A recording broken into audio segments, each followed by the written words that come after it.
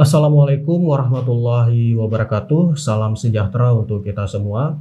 Bapak Ibu mahasiswa yang saya hormati, sangat bahagia sekali bisa kembali bertemu dengan Bapak Ibu pada sesi yang kedua.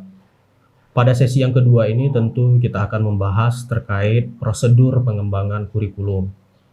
Saya sangat berharap kepada Bapak Ibu agar dapat mempelajari pada sesi yang kedua ini berkaitan dengan prosedur pengembangan kurikulum, kemudian terkait menjelaskan prinsip umum dan khusus pengembangan kurikulum, menjelaskan analisis dan diagnosis kebutuhan, menjelaskan perumusan tujuan, menjelaskan pemilihan dan pengorganisasian materi dan pengalaman belajar.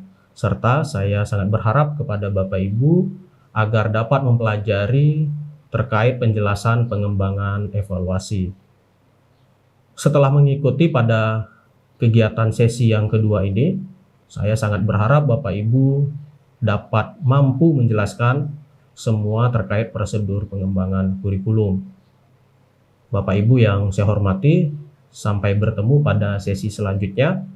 Untuk pertemuan kali ini saya cukupkan. Saya akhiri. Assalamualaikum warahmatullahi wabarakatuh.